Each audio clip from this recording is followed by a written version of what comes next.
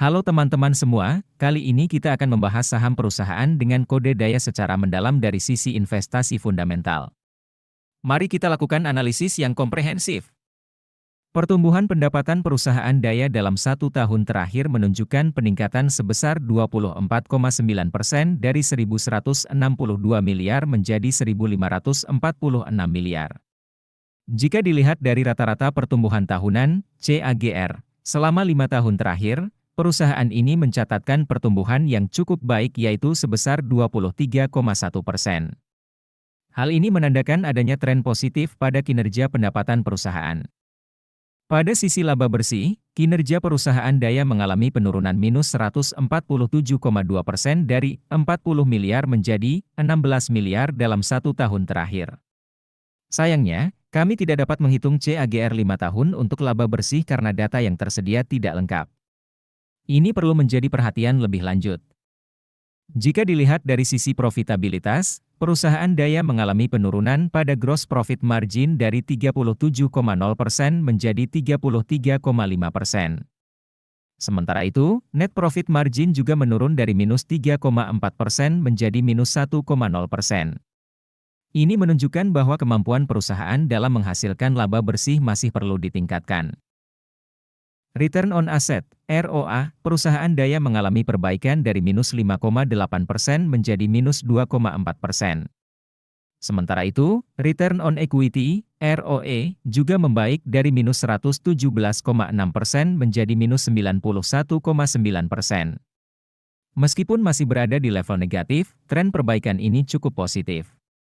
Perusahaan yang baik idealnya memiliki ROE minimal 10%. Dari sisi kesehatan keuangan, Debt to Equity Ratio, DER, perusahaan daya menunjukkan perbaikan dari 4,6 kali menjadi 2,4 kali. Meskipun masih di atas 1 kali, ini menandakan adanya penurunan leverage yang cukup signifikan. Berdasarkan kerangka investasi fundamental ala Warren Buffett, perusahaan daya mendapatkan skor 2 dari total 6 poin. Ini menunjukkan bahwa perusahaan masih perlu melakukan perbaikan di beberapa aspek fundamental. Untuk melihat detailnya, kalian bisa download aplikasi investor yang linknya ada di deskripsi. Nah, sekarang kita akan membahas bagian yang paling ditunggu-tunggu, yaitu valuasi saham daya.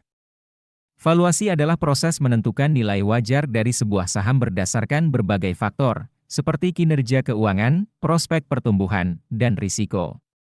Margin of safety adalah jarak antara harga saham saat ini dengan nilai wajarnya.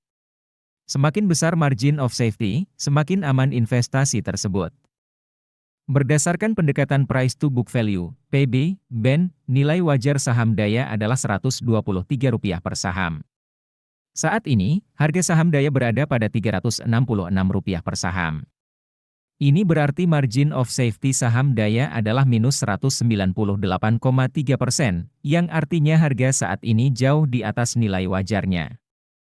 Sementara itu, berdasarkan pendekatan price to earnings, P, BEN, nilai wajar saham daya adalah Rp566 per saham.